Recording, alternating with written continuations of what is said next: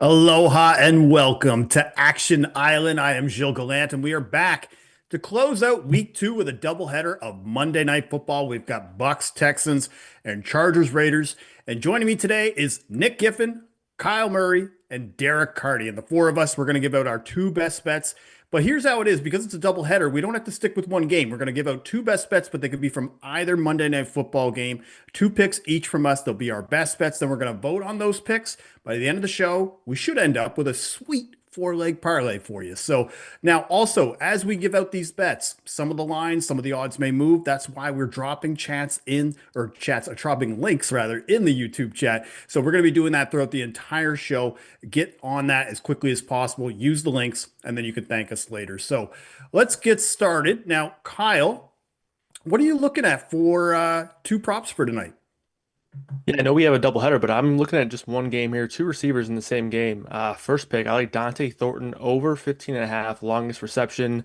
He was a receiver I was pretty high on coming into the season. Obviously, Amari Cooper retiring sort of solidified his role a little bit. I would have loved to see him a bit more prominently on the field in week one. Obviously, Trey Tucker saw more snaps and routes ran than Thornton, but Thornton earned four targets compared to Tucker's two. So I think Thornton still has a really strong role in this offense, but primarily as a downfield option for the Raiders. I think that's a great fit for a guy like Geno Smith who loves to throw the deep ball. In week one, a 25 average depth of target for Dante Thornton, and he actually led the team with 100 air yards for the Raiders. So I'm liking Dante Thornton over 15 and a half for the longest reception tonight.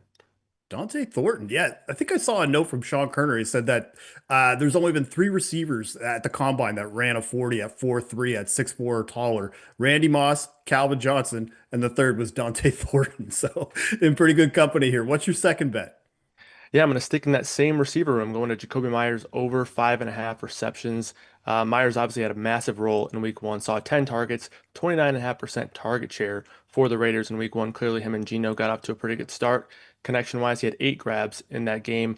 I'm expecting the Raiders to throw the ball quite a bit once again, as they are slight underdogs in this game, but they had the fourth highest neutral script pass rate in week one. So expecting a lot of pass volume for this Raiders team. Obviously, Brock Bowers got banged up a little bit at the end of that week one game, so he could play, he could be limited. I guess we could also see him out for this game, which would only help Myers even more. But regardless, whether Bowers is a full go or limited, I still like this number. Either way, I think that would just be a little sprinkle on top if we get any news on Bowers being limited in any capacity. But overall, over 5.5 receptions, a number that looks really good in my projections. So taking that one for Jacoby Myers tonight.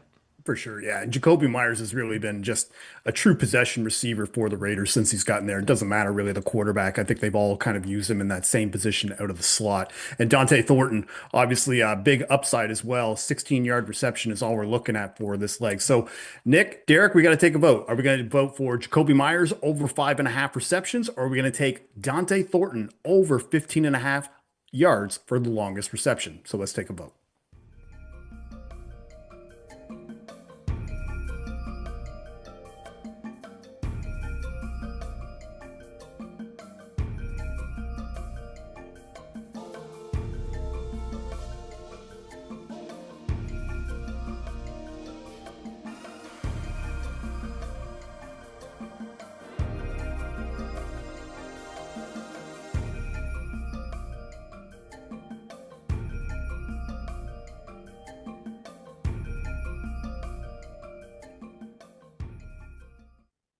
All right, let's take a vote. Right now, I am on Dante Thornton. And Nick, what did you vote for?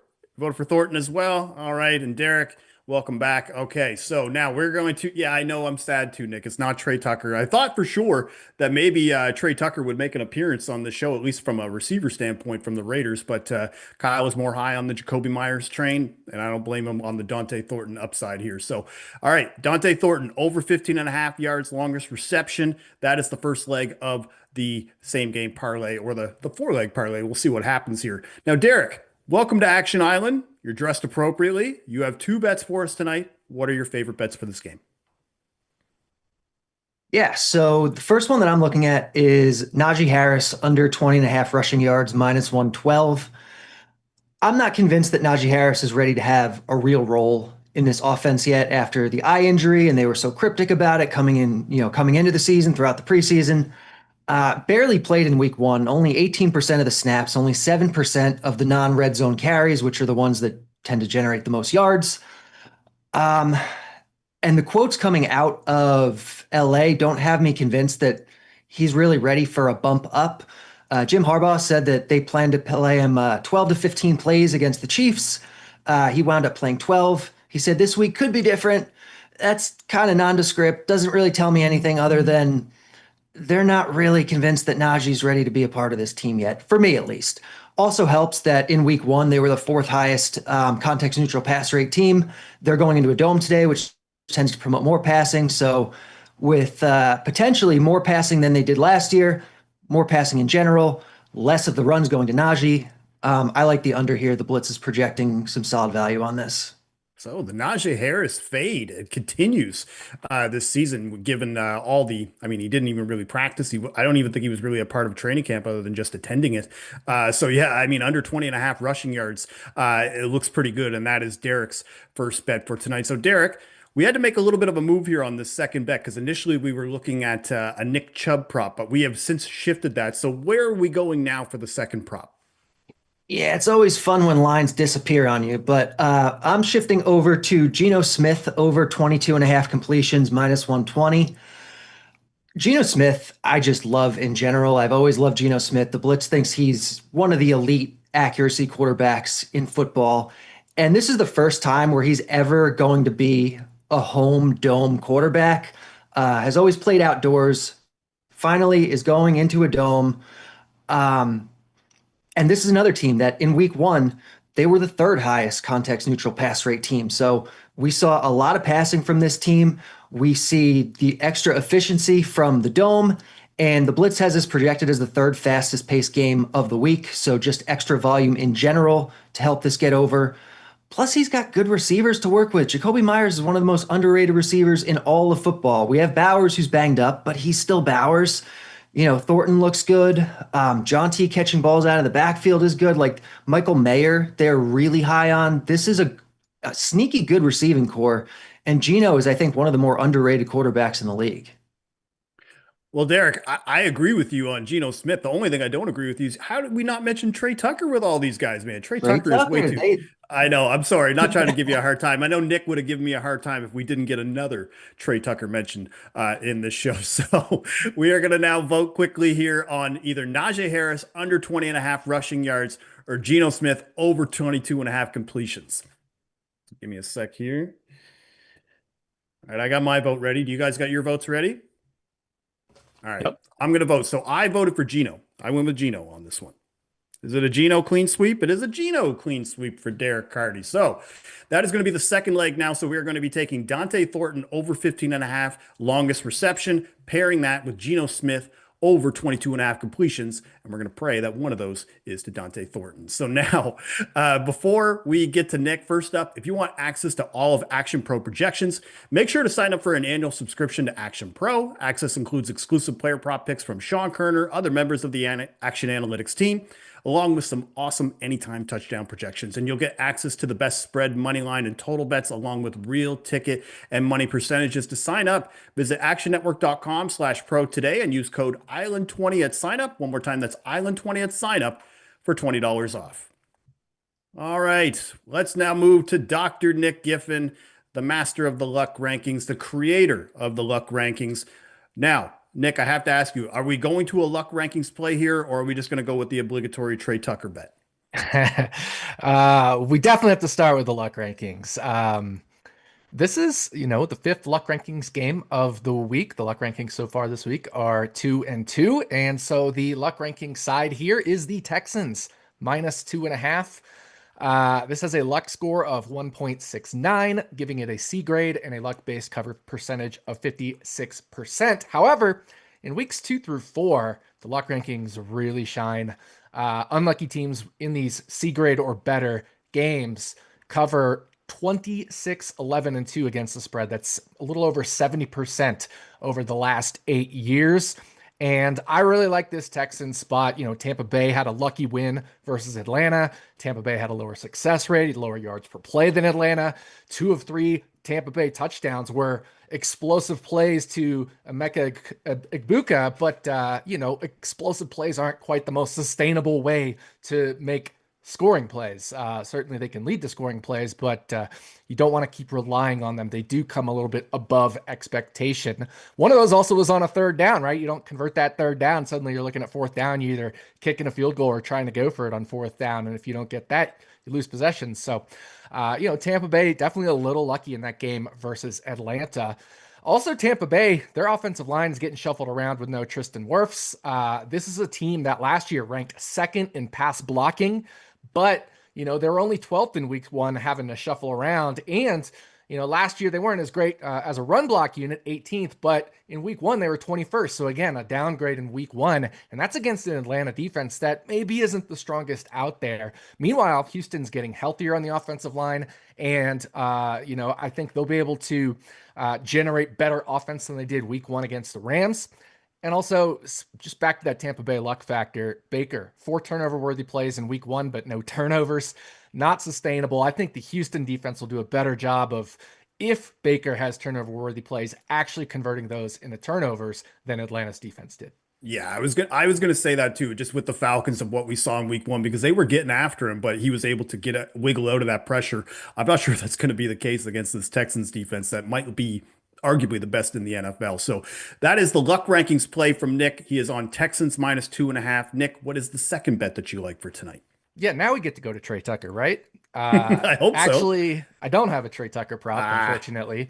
I'm going to go with rookie running back Ashton Jeanty over 2.5 receptions.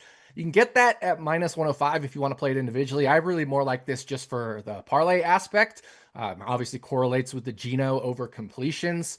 But he had 2 receptions on 2 targets in a script last week in week one, where the Raiders were trailing most of the second half, or I should say leading most of the second half. So, that's good that he had 2 targets, because now they're probably more going to be in a trailing script, 3.5-point dogs to Los Angeles here, but it doesn't guarantee it, but it's just a higher probability of being in a trailing script in that second half. Also facing the Chargers, they allowed LA, I should say, allowed the 4th most targets and the 7th most receptions to running backs last year. They allowed 5 targets to the Chiefs running backs in week one. And, they kind of promote targets to running backs with their too high zone defense, meaning they're not really man marking the running back out of any routes, just playing zone. They're kind of allowing the running back to have his space, but also they're not really a high blitz or a high pressure defense. So there's also less need for running backs to stay in and block. Meaning, they're not going to be in pass protection as much. They can go run a route there. So I have him favored to go over 2.5 receptions. Wanted this at plus money earlier earlier in the day, but is now since moved to -105. So it's kind of just a lean for me, but I do like it as part of a parlay. This one's a tough choice too, because either we go with Genty, which would correlate with our Geno Smith completions, or we pick the luck rankings, which again, just have already shown a history of being successful. So Derek, Kyle, that's what we got to do. We got a tough choice here. Are we going to vote for the Texans -2.5, or are we going to vote for Ashton Jeanty over 2.5 receptions? Let's take a vote.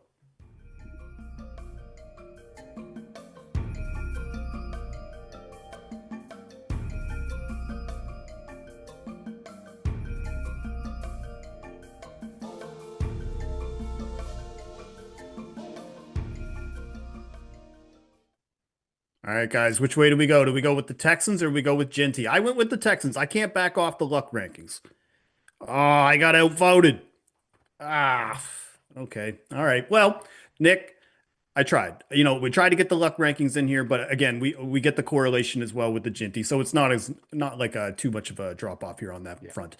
Okay, so that is the third leg of the same game parlay. So again, let me recap this here. We're going to be on Dante Thornton, longest reception over 15.5 yards. Then we are on Geno Smith over on his completions, and we are on Ashton Jeanty over 2.5 receptions. Now, I've got a couple touchdown bets for tonight, but before we round out the parlay, wanted to remind everybody, if you're on Twitter or X, we have a new feature here at Action Network, and it's called Playbook. So if you see a bet from any of your favorite action experts or anyone on gambling Twitter, you can now tag Playbook under that post, and our AI bot will build you a bet slip at the sports book of your choice. It's that simple. You don't have to try and find what menu these bets are under or all the different parlay legs. This way, you can just use Playbook, and it'll build your bets the easy way.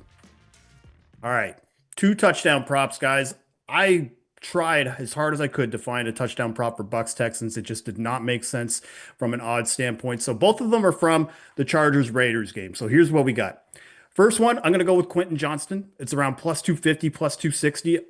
I had him last week on the Monday Action Island show. He exploded for two touchdowns against the Chiefs. I think he might even have a better matchup this week, though, against the Raiders because under Pete Carroll, and this is kind of what I thought when he was going to be coming over to the Raiders, because they played a lot of man defense last year under Antonio Pierce, rather, and instead now they're moved to more of a zone heavy approach with an emphasis on cover three.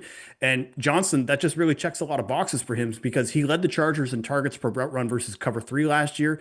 And he also led the NFL with 8 touchdowns versus zone coverage. So I love Quentin Johnson to keep the good vibes rolling. And I think in this passing offense with Justin Herbert, he could have another big game. But on the other side, I'm going to drink the Kool-Aid. I'm taking Brock Bowers for the anytime touchdown. It's actually moved up to about plus 190 right now. I bet it early at plus 180, but I thought he looked awesome in week one prior to the injury. 5 catches, 103 yards. I think is another favorable matchup against the Chargers. It's much like the Raiders. They're going to probably play a little bit more zone with an emphasis on cover three. And Bowers in his career, again, very short career, but led the Raiders last year and in week one in target share versus both zone and cover three. So I think if he was around 100%, we'd probably see his odds around plus 140 to score.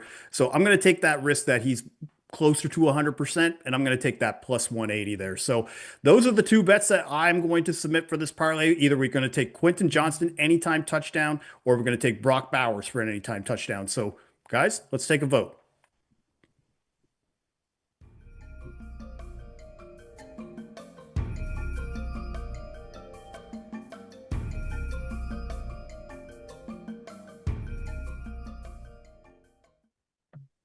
All right, guys, which way do we go? Do we go with Huge or do we go with the Bowers play? What do we got? QJ, Derek, QJ. All right. Well, it's a clean sweep for the QJ. Quentin Johnston will be the fourth leg on this same game parlay. All right, let's recap this. So from Kyle, you have Dante Thornton over 15 and a half, longest reception. Derek, you're on Geno Smith over on his completions. And Nick, you have Ashton Ginty over on the receptions. Then we're going to add Quentin Johnson for an anytime touchdown. Right now, that if you wanted to parlay those 4 legs at Bet365, that's around 16 to 1. Given the fact that some of these legs, like specifically the Thornton leg, some of those sports books, they don't really allow you to parlay that. So right now, Bet365 is the best spot to do that. Nick, we talk a lot about correlation and just the way that the odds are playing out here. What do we think of these 4 legs together? And just also the fact that we couldn't settle on a Bucks Texans prop or anything for this tonight. Yeah, we didn't get anything for Bucks Texans, even though we had, I think my pick was maybe the only one from that game.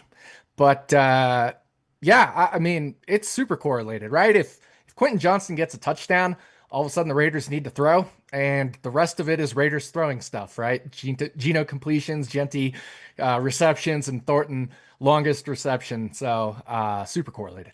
Yeah, and if Geno's throwing and having success throwing, that might mean they score, and then the Chargers have to come down and score. So obviously, I think there's a little bit of angles that we can both play on this. So again, that parlay is 16 to 1 at Bet365.